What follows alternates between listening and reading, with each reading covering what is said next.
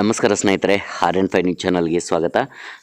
ಶ್ರೀ ಗುರು ಪುಟ್ಟರಾಜ ಗವಾಯಿ ಸಂಗೀತ ಪಾಠಶಾಲೆ ಗಾಜರ್ಕೋಟ್ನಲ್ಲಿ ನಡೆದಿರುವಂತಹ ಪುಟ್ಟರಾಜ ಗವಾಯಿಗಳ 110ನೇ ಜಯಂತಿಯ ಕಾರ್ಯಕ್ರಮವನ್ನು ಬಹಳ ಅದ್ಧೂರಿಯಾಗಿ ನಡೆಸಲಾಯಿತು. ಈ ಒಂದು ಕಾರ್ಯಕ್ರಮದಲ್ಲಿ ಹಿರಿಯರು ಮತ್ತು ಗುರುಗಳು, ಮುದ್ದು ಮಕ್ಕಳು ಭಾಗವಹಿಸಿ ಈ ಒಂದು 10ನೇ ಜಯಂತಿಯನ್ನು ವಿಜೃಂಭಣೆಯಿಂದ ಆಚರಣೆ ಮಾಡಿದ್ದಾರೆ.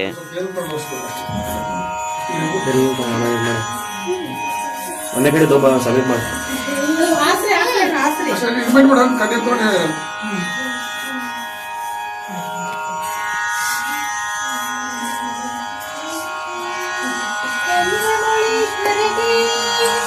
ಶಕ್ತಿ ಗಣಪತಿ ಶಾರದಾಂಬ ಶಂಕರಾಚಾರ್ಯರಿಗೆ, ಶಕ್ತಿ ಗಣಪತಿ ಶಾರದಾಂಬ ಶಂಕರಾಚಾರ್ಯರಿಗೆ, ಮಂಗಳಂ ಗುರು ಶ್ರೀ ಚಂದ್ರಮೌಳೀಶ್ವರಿಗೆ, ಶಕ್ತಿ ಗಣಪತಿ ಶಾರದಾಂಬ ಶಂಕರಾಚಾರ್ಯರಿಗೆ, ಶಂಕರಾಚಾರ್ಯರಿಗೆ.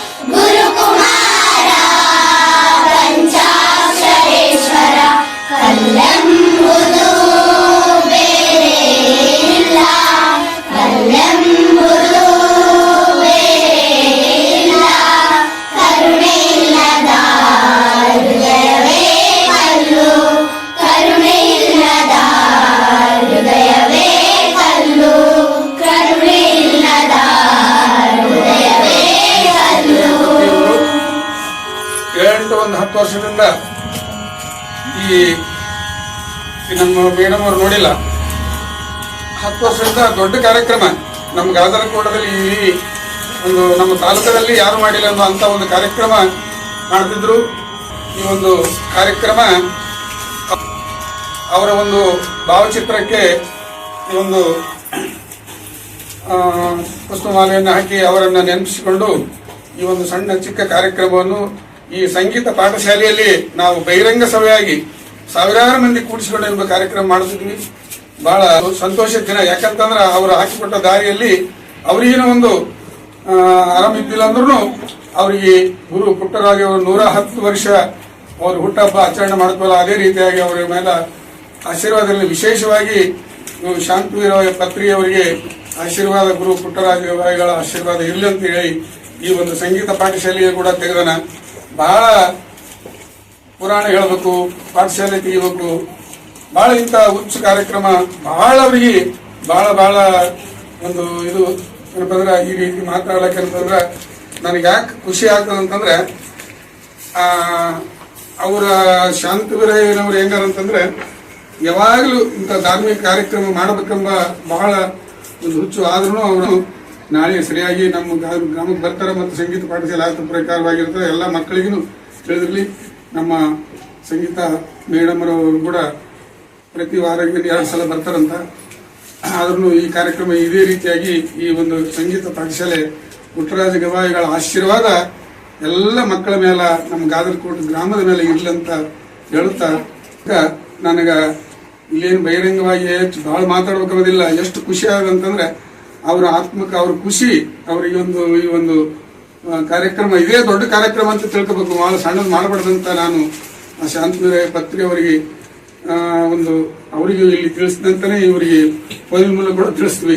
ಅವರು ಸಂತೋಷದಲ್ಲಿ ಇರಲಿ ಅಂತಂದು ನಮ್ಮೆಲ್ಲರೂ ಅವರ ಆಶೀರ್ವಾದ ಅವರಿಗೆ ಬಹಳ ಇರಲಿ ಅಂತಂದು ವಿನಂತಿ ಮಾಡಿಕೊಳ್ತಾ, ನಮ್ಮ ಮೇಡಮ್ ಅವರು ಒಳ್ಳೆ ರೀತಿ ಇದೇ ರೀತಿ ಬಂದು ನಮ್ಮ ಮಕ್ಕಳಿಗೆ ಒಳ್ಳೆಯ ಸಂಗೀತ ಪಾಠಶಾಲೆ ಕಲಿಸಿಕೊಟ್ಟು ಇವರನ್ನು ಉದ್ಧಾರ ಮಾಡಲಿ ಅಂತ ನಾನು ವಿನಂತಿ ಮಾಡಿಕೊಂತ ನನ್ನ ಮಾತು ಮುಗಿಸ್ತೇನೆ.